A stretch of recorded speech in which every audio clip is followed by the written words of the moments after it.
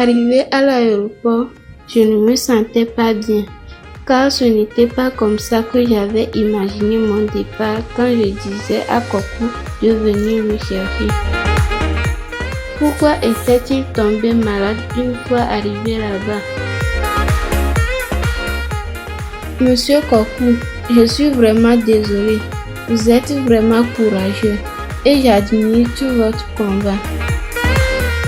Comment ça tout essayé? Et mon opération?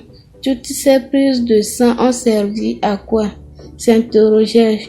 Je fus dépassée et mon frère me serra fort la main. Il laissa le médecin poursuivre son discours. À la fin, Kokou lui demanda « Il me reste combien de temps ?» Au fond de moi, je ne voulais pas le laisser seul, mais je devais avoir ce brevet pour lui faire peut-être un dernier plaisir. Bonjour chers amis d'Ado TV, nous voici dans un nouveau numéro de notre émission Randonnée Lecture. Aujourd'hui, nous avons le privilège d'avoir sur ce plateau Tata Valérie, qui est l'écrivaine de cette œuvre Rêve brisé. Bonjour Tata Valérie. Bonjour. Tata Valérie. Bonjour. Tata, est-ce que vous pouvez vous présenter à nos chers amis d'Ado TV? Bonjour, je m'appelle Valérie Haïdi Ameyo, je suis mère de 2 enfants. Je suis l'auteure du livre Rêve brisé. J'habite en France, mais je suis togolaise. C'est un réel plaisir de vous avoir sur ce plateau et nous aimerions que vous nous parliez un peu de votre roman. Pourquoi avoir choisi d'intituler votre livre Rêve brisé? D'accord. Ce roman parle de l'histoire de ma famille, celle de mon frère et la mienne, qui est parti en France pour faire ses études. Mais malheureusement, il a eu le cancer, la leucémie. Et à 13 ans, j'ai dû être contrainte d'aller en France pour lui donner ma moelle osseuse pour lui sauver la vie. Rêve brisé parce que mon rêve, c'est de pouvoir sauver la vie de Kokou. C'est de lui donner ma moelle osseuse. Mais malheureusement, je n'ai pas pu lui donner ma moelle osseuse pour lui sauver la vie. Donc, mon rêve a été brisé.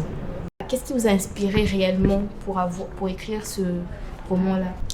Quand je suis partie en France, j'avais que 13 ans. Mon frère était très très malade et du coup c'était à moi de lui apporter mon aide, de lui sauver la vie en quelque sorte. Donc le fait de ne pas pouvoir l'aider, mon frère, le fait de ne pas pouvoir lui donner ma moelle osseuse pour lui sauver la vie, ça fait que ça m'a marqué, j'étais un peu en colère contre moi-même, j'avais une mal-être en moi. Donc cette envie, écrire, c'était comme un échappatoire pour moi. C'est comme je voulais faire une thérapie. Je voulais sortir toutes ces douleurs en moi. Donc, j'ai repensé à tout. Je dis, pourquoi ne pas écrire ça? Ça va m'aider à me guérir de mes blessures. Donc, c'est pour ça, c'était une thérapie, une inspiration. Voilà. Avant que votre frère n'aille en France, vous aviez 13 ans. Et comment vous avez pu vous rappeler, en écrivant le roman, comment vous avez pu vous rappeler de tous les détails? C'est vrai que à 13 ans, c'est vrai qu'on ne peut pas se rappeler de beaucoup de choses, mais je pense que j'ai une bonne mémoire parce que ce sont des faits qui m'ont marqué. Le départ de mon frère, parce qu'il est parti quand même. Mon frère, c'était le pilier de la famille. C'était un frère très gentil. Donc, son départ m'a marqué. Donc, ça fait que j'ai gardé beaucoup de souvenirs, les bons et les mauvais. Je sais pas, est-ce que pour vous, ça n'a pas été un peu une contrainte venant de votre famille d'aller donner votre moelle osseuse, vu que on peut dire c'est vous la Benjamine, pourquoi on n'a pas envoyé vos grands frères, vos grandes sœurs et tout? En fait, ça c'était une question de compatibilité. Donc quand on est parti à l'hôpital, c'est tombé sur moi. Voilà. J'aurais aimé qu'à cet âge, à 13 ans, vous savez, on est plus là à jouer, à penser à autre chose que d'aller sauver la vie de quelqu'un. J'aurais aimé que ça se tombe sur ma grande sœur comme ça ou sur mon autre frère, mais c'est tombé sur moi. Donc, je ne pouvais pas faire autrement. Donc, c'était comme un devoir qu'on m'a confié, une mission que je devais remplir. Donc, même si à cet âge, je ne comprenais pas grand-chose, je devais faire mon mieux, voilà. Mais c'était pas une obligation. C'était par amour. À 13 ans, vous étiez tellement jeune, trop jeune, je peux dire, pour voyager et aller à l'étranger. Et puis, comme il s'agissait d'une maladie, comment vous avez pu gérer tout ceci? Est-ce qu'il y avait des gens qui vous ont aidé? J'avais que 13 ans. C'est vrai, c'était difficile d'habiter ou de côtoyer une personne qui était vraiment malade. Mais on a eu la chance de tomber sur des personnes incroyables. Notamment, il y avait le meilleur ami de mon frère, Maxime, qui était toujours là pour lui. Il y avait ma tante qui était à Poitiers, qui était là. Et puis, il y avait aussi, on faisait partie d'une communauté religieuse qui aussi nous ont apporté un coup de main. Donc, on s'était pas retrouvés seuls. On avait du monde quand même pour nous soutenir moralement, financièrement et pour nous donner le courage d'aller de l'avant. Pendant ce temps, votre mère et votre père, bon, je peux savoir qu'est-ce qu'ils faisaient avec l'inquiétude qui les rongeait et tout. Ils vous écrivaient, vous appelaient, je sais pas. C'est vrai qu'à cette époque-là, le téléphone, c'est pas comme aujourd'hui. Il n'y avait pas le WhatsApp, il n'y avait pas tout ça. Mais il y avait le téléphone fixe. Ma mère, elle faisait de son mieux pour nous appeler souvent. Et aussi, elle est venue vivre avec nous pendant 4 mois avant de repartir. Donc voilà. Malgré la distance, on avait trouvé des moyens pour nous aider, pour les rassurer aussi de leur côté. Quelles sont les difficultés que vous avez rencontrées en écrivant votre roman? J'ai rencontré plusieurs difficultés en tant que maman de 2 enfants. Il me fallait beaucoup de temps pour écrire. Donc des fois, j'écrivais. Et puis, malheureusement, des fois, j'oubliais d'enregistrer. Et arrivé, je voyais que j'avais pas sauvegardé mon test. Des fois aussi, mon PC, j'oubliais de le brancher. Et puis, arrivé, je vois que non, ça s'éteignait de lui-même. Donc, et aussi, j'étais vraiment émotive. Et je pleurais beaucoup parce que je revivais l'histoire. Je repensais à mon frère.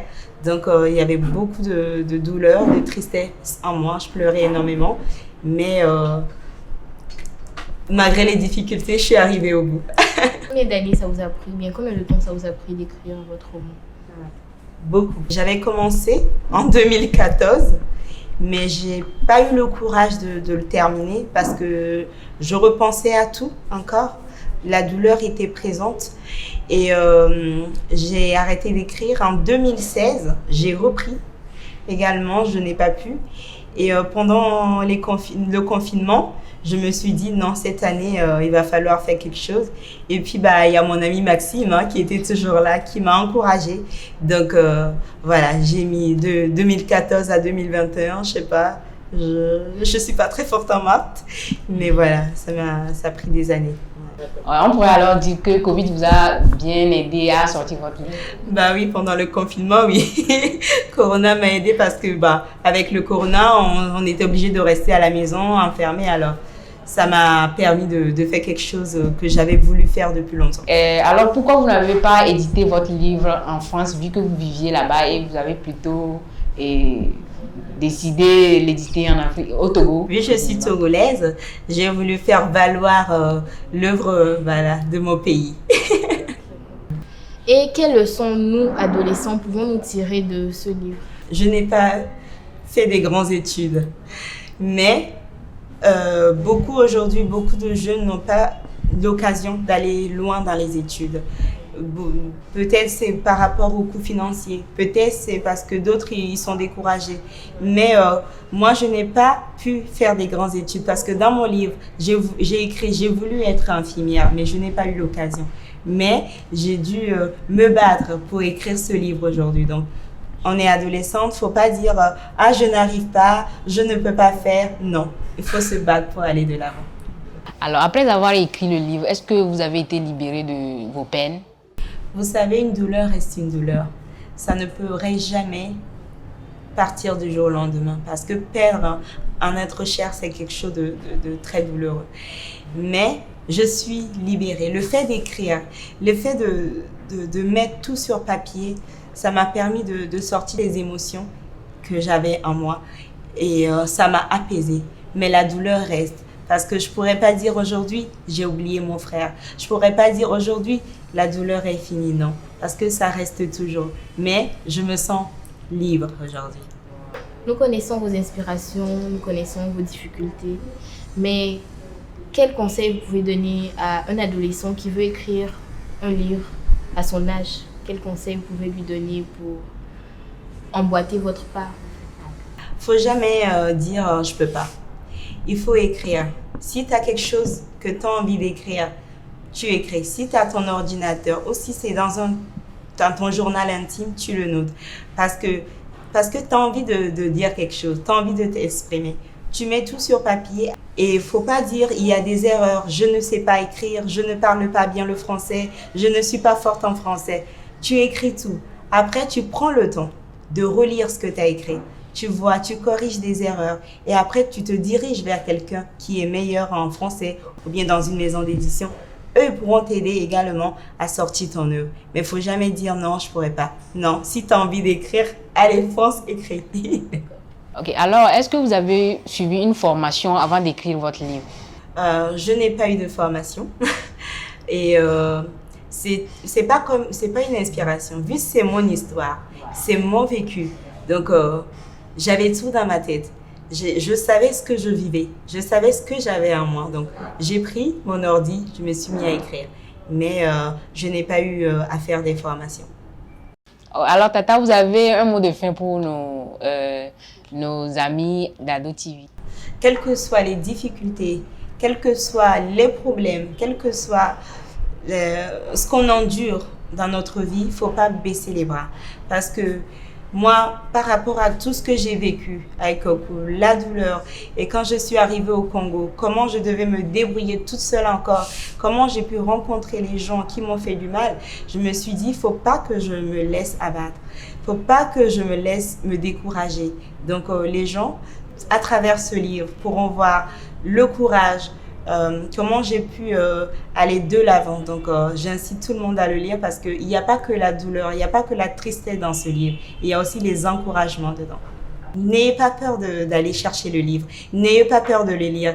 Il n'y a pas beaucoup de pages, c'est simple à lire, c'est pas un français très soutenu. J'ai écrit avec mes propres mots. C'est fini pour ce numéro de Randonnée Lecture. Nous disons à très bientôt sur Ado TV, la chaîne avec les ados, par les ados et pour les ados.